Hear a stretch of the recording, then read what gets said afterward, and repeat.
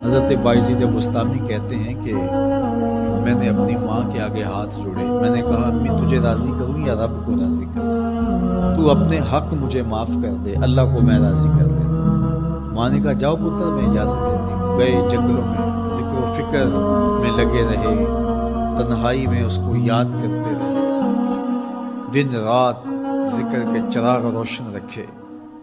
12 سال گزر گئے حق کی تلاش میں۔ ایک دن واپس بستام کے قریب سے گزر رہے تھے، خیال آیا چلتے چلتے ماں کو سلام کر دروازے کو دستک دینے لگے تو اس خیال نے ہاتھ روک لیا کہ ساری زندگی ماں کو سکھ تو دیا کروں، اب دکھ بھی کیوں دینے لگے۔ رات کا ایک پہر بیت گیا ہے، سردیوں کی لمبی رات ہے، ماں بستر میں لیٹی ہوگی، تیرے لیے اٹھے گی، دروازہ کھولے گی، دروازے کے ساتھ ہی لگ کے بیٹھ گئی اور ساری رات کاٹ دی، اس خیال سے کہ ماں کو تکلیف نہ ہو۔ جب سحری کا وقت ہوا تو اندر سے جو نالی آتی تھی اس نالی سے پانی آیا، سمجھ گئے میری ماں تہجد کے لیے اٹھی ہے اور وضو کا پانی ہے، تو فوراً دروازے پہ دستک دی۔ اندر سے آواز آئی بیٹا باعزید میں ابھی آئی۔ مائیں بیٹوں کے دستک کے انداز سے جان لیتی ہیں یہ کس بیٹے کے ہاتھوں کا لفظ ہے۔ 12 سال کے بعد آئے، دستک دی، کہا بیٹا باعزید میں ابھی آئی۔ ماں کی تو نگاہیں ہی دروازے پہ رہتی ہیں۔ اللہ اکبر۔ کہتے ہیں کہ ماں نے دروازہ کھولا، 12 سال جنگلوں کی خاک چھانتے بیت گئی تھی، پراگندہ صورت، بکھرے ہوئے بال، پھٹے ہوئے کپڑے۔ میری ماں کی جب نگاہ میرے پہ پڑی تو اس کی چشمان سے موٹے موٹے آنسو ٹپکنے لگے اور اس نے ایسے ہاتھ پھیلا کے کہا مالک میرا بیٹا باعزید تیری طلب میں نکلا تھا، تو نے ابھی تک اسے اپنا قرب نہیں دیا۔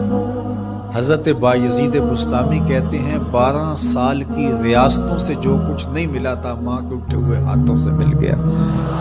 میں نے کہا مالک میں تجھے کہاں ڈھونڈ رہا ہوں، تو کہاں موجود ہے؟ تو ماں باپ کی رضا اللہ کی رضا کا دروازہ کھولتی ہے۔ جن لوگوں کے ماں باپ ناراض ہیں اور وہ جا کے پیر صاحب کی خدمت کرتے ہیں اور میاں ماں کے قدم چومو، باپ کی ٹانگیں دباؤ، ان کی خدمت کرو، تمہارے پہلے مرشد وہ ہیں، ان کو راضی کرو، پھر کسی شیخ کامل کی صحبت میں آنا، دیکھو کیسے دل کی بند کھڑکیاں ہوتی ہیں۔ ایک مرشد تو ناراض کر رہا ہے اور دوسرے مرشد سے تمہیں کیا ملے گا؟ تو راستہ یہیں سے کھلے گا۔ والدین کو کبھی ناراض نہ کرو، والدین کو کبھی دکھ نہ دو، والدین کو کبھی تکلیف نہ پہنچاؤ، اور والدین کو بھی چاہیے کہ اپنی اولاد کو اپنا نافرمان نہ بنائے۔ ایک بزرگ فرماتے ہیں کہ مجھے برابر 30 سال ہو گئے ہیں کہ میں اپنی اولاد کو کوئی حکم ہی نہیں دیا، کوئی حکم نہیں دیا۔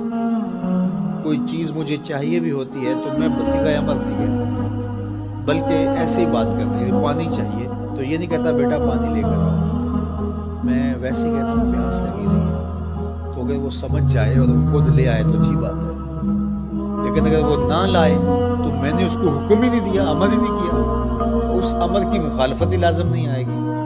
تو کہا 30 سال برابر گزر گئے ہیں، میں نے اپنی اولاد کو حکم نہیں دیا کہ کہیں وہ میری نافرمان نہ ہو جائے، کیونکہ اگر وہ نافرمان ہو گئی پلے کچھ نہیں رہے گا۔